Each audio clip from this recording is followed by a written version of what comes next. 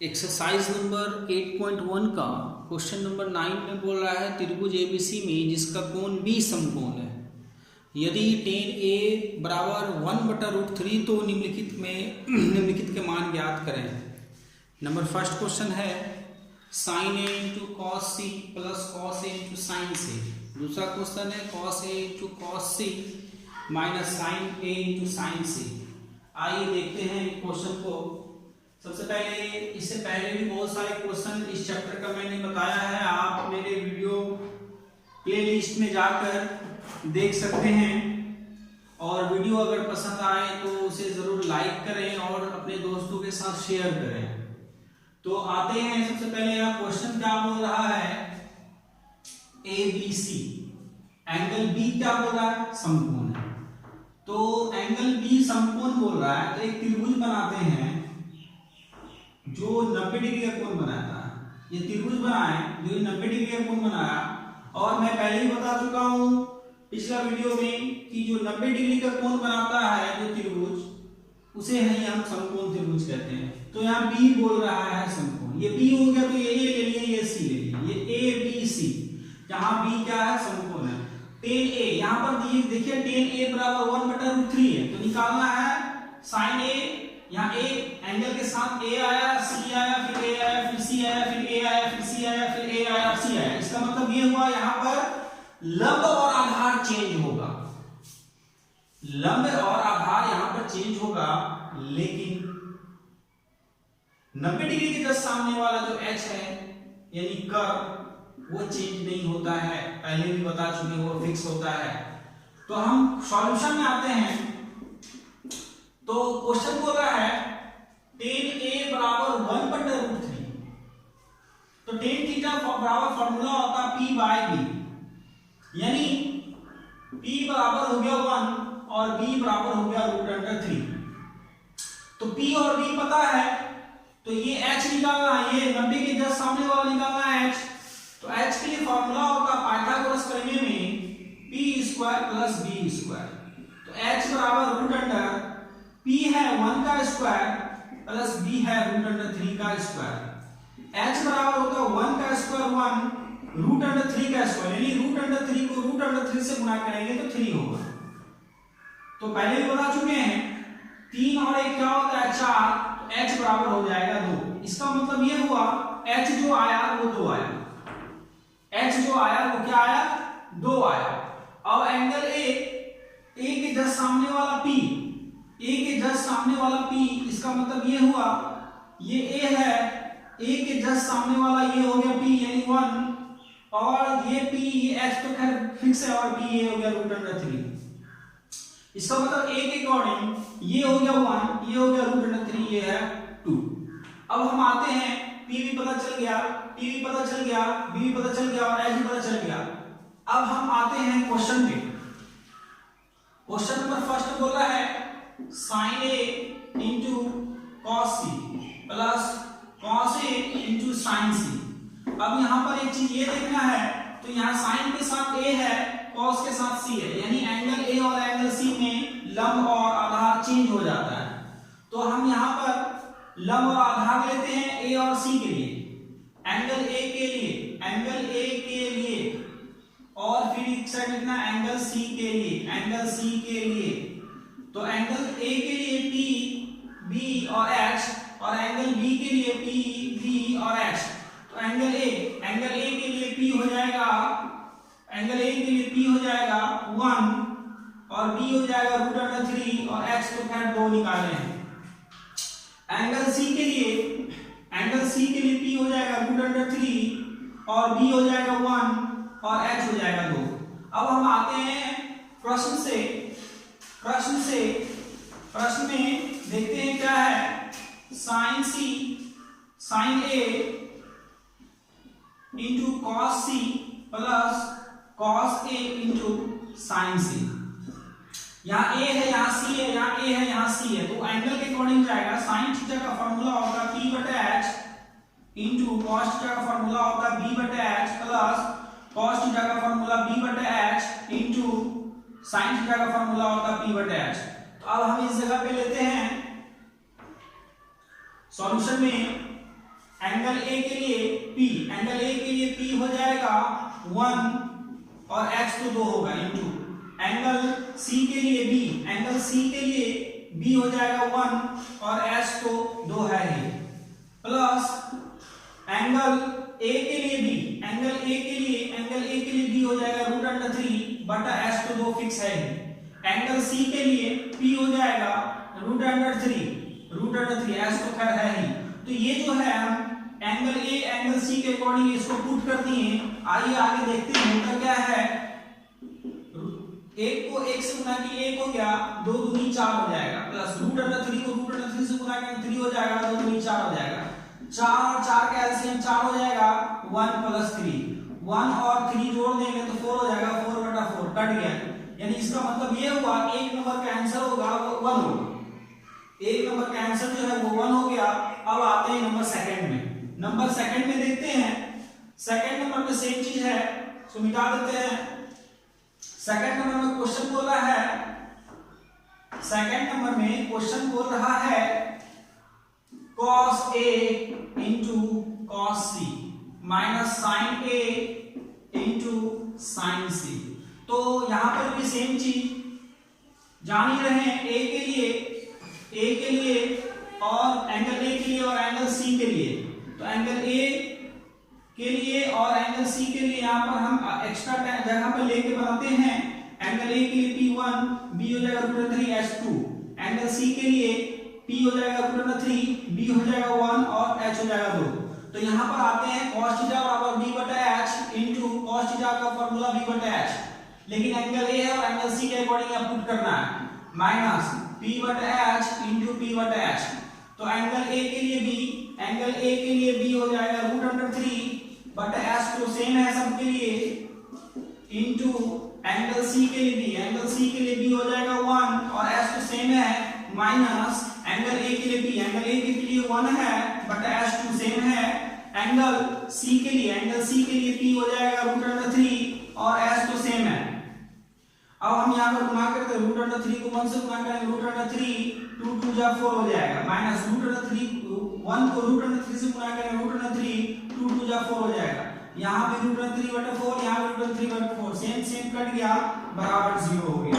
अब आते हैं, ये आंसर कंप्लीट हो गया। अब आते हैं नेक्स्ट क्वेश्चन, क्वेश्चन नंबर 10 में बोल रहा है,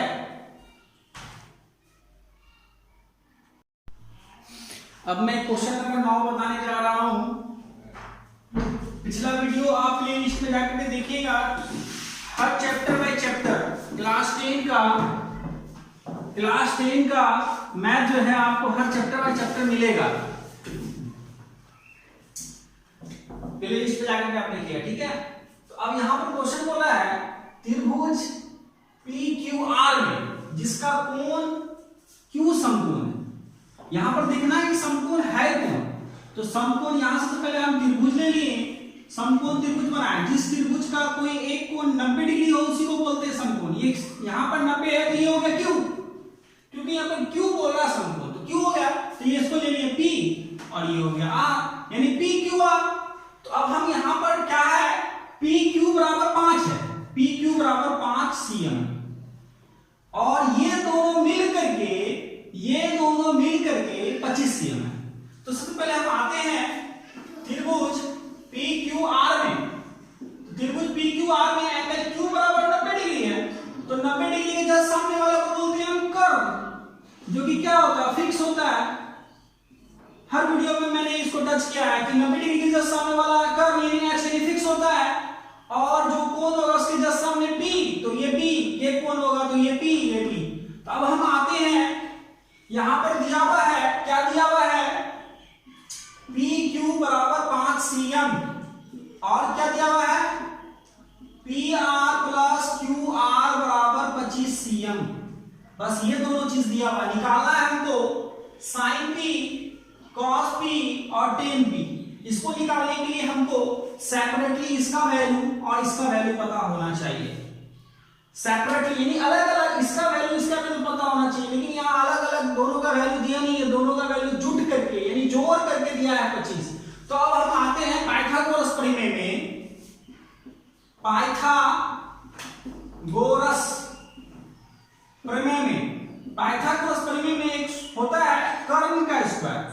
90 के जस्ट सामने हो गया कर्ण का स्क्वायर।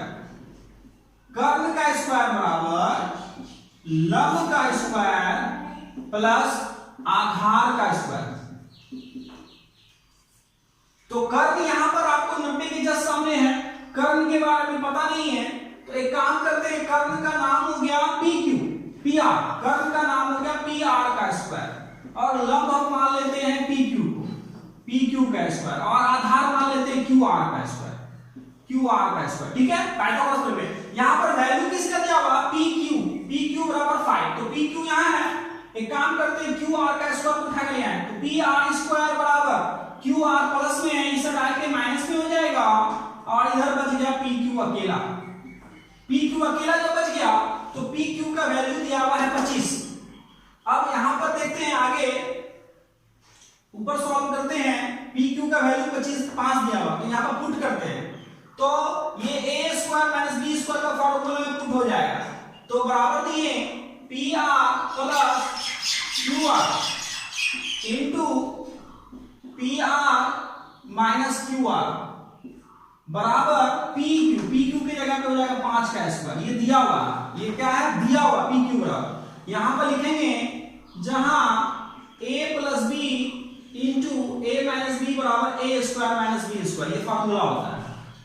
अब हम यहां पर PR प्लस QR बराबर दिया हुआ है 25, तो यहां PR प्लस QR की जगह पे 25 पुट कर दिए, और इंटू यहां पर हो जाएगा PR माइनस QR, एक चीज बचे 25 हो जाएगा, यहाँ 5 का स्क्वायर बचे।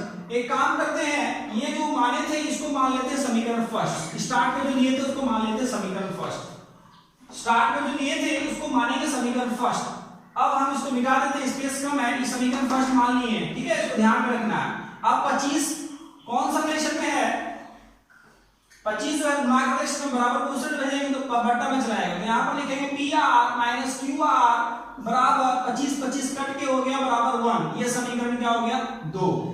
अब ये समीकरण 1 हो गया, ये समीकरण 2 हो गया, तो हम लिखेंगे समीकरण 1 तथा 2 से, यहां पर लिखेंगे अब हम समीकरण 1 तथा 2 से, तो समीकरण 1 तथा 2 से जब करेंगे तो ऑलरेडी यहां पर समीकरण 1 लिखा हुआ है, समीकरण 2 उठा के यहां पर ले आए, PR minus QR equal to 1, ये समीकरण 2 है। अब इसको हम सॉल्व करते हैं तो देखते हैं क्या होता है, QR कट गया, PR हो जाएगा 2PR इक्वल टू 25 और 1 26 हो गया, क्योंकि ये भी जोड़ है ये भी जोड़ है।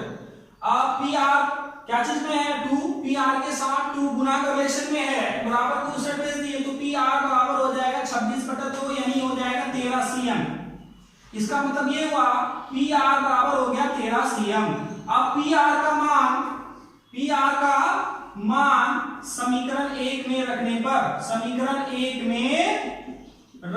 पर, इसका मतलब ये हुआ putting the value of PR in equation first. तो समीकरण 1 क्या वो देखते हैं, समीकरण 1 है आपको PR प्लस QR बराबर 25, ये है समीकरण फर्स्ट। तो समीकरण फर्स्ट में हम वैल्यू रखते हैं, आप PR बराबर 13, PR की जगह पे यहां पर हम 13 पुट कर दिए, 13 बराबर QR इक्वल टू 25, 13 प्लस में है QR के साथ, तो 13 को बराबर दूसरे भेजेंगे तो QR बराबर हो जाएगा 25 माइनस 13, तो बराबर QR बराबर हो गया 12 cm। अब यहां पर क्लियर है कि QR पता चल गया 12, यानी ये हो जाएगा 12 cm, और PR जस्ट अभी हम निकाले 13 cm, और ये तो पता ही है 5 cm। तो त्रिभुज के तीनों भुजा पता चल गया, पाइथागोरस प्रमेय से हम निकाल लिए। अब हमको निकालना क्या है? साइन।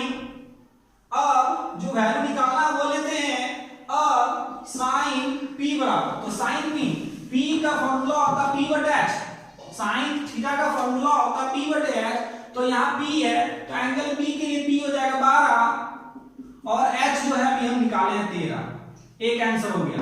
दूसरा है cos P, तो cos थीटा का फॉर्मूला होता है B/h, तो P के लिए P 12 है और B 5 है, तो दूसरा आंसर हो गया 5/13। अब तीसरा आंसर देख लेते हैं, तीसरा है 10P, तीसरा है 10P, 10P बराबर होता है P/B, तो तो P के एंगल P के जस्ट सामने वाला ये P हो गया, ये तो H खैर फिक्स है ही, ये B हो गया, तो P हो जाएगा 12 और B हो जाएगा 5। इसका मतलब ये हुआ तीनों कैंसिल हो गए, कैंसिल, ये 12/13, 5/13 और ये 12/5, ये तीनों आंसर हो गया।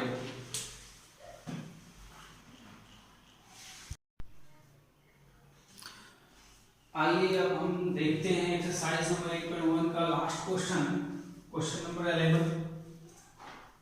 क्वेश्चन नंबर 11 में सत्य असत्य बताना है, और सत्य असत्य बताने के बाद ये भी बताना है कारण, सत्य है तो क्यों है, असत्य है तो क्यों है।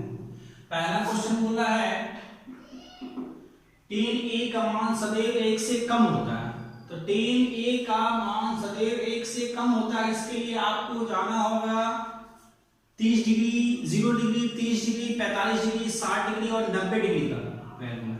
तो हम देखते हैं tan 0 degree, tan 30 degree, tan 45 degree, tan 60 degree और tan 90 डिग्री का वैल्यू देखते हैं। tan 0 डिग्री का वैल्यू 0 होता है, tan 30 डिग्री का वैल्यू 1/√3 होता है, और tan 45 डिग्री का 1, और tan 60 डिग्री का वैल्यू √3 और tan 90 डिग्री का वैल्यू इनफिनाइट होता है। अब यहाँ पर क्वेश्चन बोल रहा है कि tan a का मान यानी a की जगह पे कुछ रखना और ये बताना है कि 1 से सदैव कम होता है। जी नहीं, 1 से सदैव कम नहीं होता, क्योंकि √3 का वैल्यू 1.73 होता है, जो कि क्या 1 से ज्यादा है। यहाँ पर ये गौर करने वाली बात है कि tan 60 डिग्री का वैल्यू होता है √3 और √3 का वैल्यू होता है 1.73, जो कि 1 से क्या है, ज्यादा है। तो हम यहाँ पर कह सकते हैं कि tan a का मान सदैव 1 से कम नहीं हो सकता, इसलिए यहाँ पर ये क्या हो गया, असत्य हो गया। असत्य क्यों हुआ, क्योंकि tan 60 डिग्री का वैल्यू √3 होता है और √3 को 1.73 का मान रहता है, जो 1 से, जो क्या है, जो 1 से ज्यादा है। इसलिए ये tan a का मान सदैव 1 से कहना, ये धारणा गलत है, इसलिए ये असत्य कहलाएगा। अब आते हैं next question, question number 2। Question number 1 असत्य है, क्वेश्चन नंबर 2 देखते हैं। कोण a के लिए किसी भी मान के लिए sec a बराबर 12/sec a, यहां पर बोला है, सॉल्यूशन देख लेते हैं। sec a तो 12, 5 का पावर में काट दिए तो ये हो जाएगा 2.5, इसका मतलब sec a बराबर हो जाएगा 2.5, इसका मतलब ये हुआ 2 से ज्यादा, इसका मतलब हुआ 2 से ज्यादा, यानी कि बोल रहा है कोण a के लिए, कोण a के किसी मान के लिए sec कितना हो सकता है, देखते हैं मान। sec 0 degree, sec 30 degree, sec 45 degree, sec 60 degree और sec 90 डिग्री। तो sec 0 डिग्री का वैल्यू होता है, sec 0 डिग्री का वैल्यू होता है 1, और sec 30 डिग्री का वैल्यू होता है 2, और sec 45 डिग्री का वैल्यू होता है √2, और sec 60 डिग्री का वैल्यू होता है, sec 60 डिग्री का वैल्यू होता है आपको 2, और sec 30 डिग्री का वैल्यू होता है 2/√3, और sec 90 डिग्री का वैल्यू होता है इनफिनाइट। तो इस एवज से देखा जाए sec 60 डिग्री का वैल्यू होता है 2, sec 60 डिग्री का वैल्यू होता है 2, यहां पर बोल रहा है सदैव एक 2, यानी 2 से ज्यादा हो सकता है, तो हाँ बिल्कुल 2 से ज्यादा हो सकता है, तो ये इसका जो वैल्यू होगा वो होगा सत्य, ये सत्य, क्योंकि sec a बराबर 12/5 हो सकता है, हो सकता है। अब नेक्स्ट क्वेश्चन आते हैं, cos a कोण a के cosecant के रूप में प्रयुक्त एक संक्षिप्त रूप है, नहीं, असत्य है, ये सॉल्यूशन में आ जाएगा, ये असत्य है, क्योंकि cos का संक्षिप्त रूप जो होता है, वो कोसाइन होता है। कॉस का संचित रूप जो होता है वो कोसाइन होता है, इसलिए ये कॉस का संचित रूप नहीं, ये कॉसेक का है।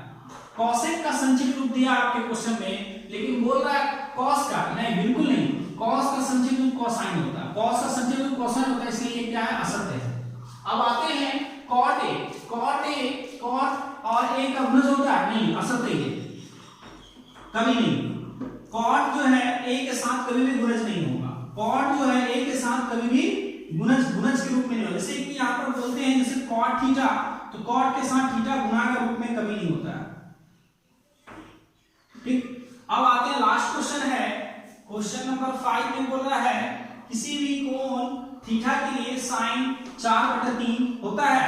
तो अब हम यहाँ पर देखते हैं सॉल्व करके, साइन थीटा बराबर 4/3, तो 4/3 को भागा लगाएंगे तो 1.3333 आएगा समथिंग। अब हम साइन का देखते हैं क्या होता है, sine 0 degree, sine 30 degree, sine 45 degree, sine 60 degree, sine 90 degree. Sine 0 degree का वैल्यू 0 होता है, साइन 30 डिग्री का वैल्यू 1/2 होता है, और साइन 45 डिग्री का वैल्यू 1/2 होता है, साइन 60 डिग्री का 3/2 होता है, और साइन 90 डिग्री का वैल्यू होता है। इसका मतलब ये हुआ कि 4/3 जो है 1 से ज्यादा, यानी कि हमेशा नहीं, किसी भी कोण के लिए थीटा बराबर 4/3 हो सकता है नहीं, क्योंकि साइन 0 डिग्री का वैल्यू 0, साइन 30 डिग्री का वैल्यू मतलब 1 से कम आया, साइन 45 डिग्री का वैल्यू 1 से भी कम आएगा, और साइन 60 डिग्री का वैल्यू 1 से कम आएगा, यानी 1 या 1 से कम होगा। यहाँ 1 से ज्यादा होगा, इसलिए ये क्या हो गया, असत्य हो गया। 1 से ज्यादा नहीं होगा, 1 से हमेशा या तो 1 के बराबर या 1 से कम होगा। साइन थीटा में साइन का वैल्यू जो होगा 1 या 1 से कम होगा, 1 से ज्यादा कभी नहीं होगा, इसलिए क्या हो गया, असत्य हो गया। ये 8.1 चैप्टर समाप्त हो गया। अब नेक्स्ट जो मैं नेक्स्ट वीडियो बनाऊंगा वो 8.2 के बेस पे बनाऊंगा, और आप लोग कमेंट करके बताइए कि और कौन कौन सा चैप्टर मैं पढ़ाऊं।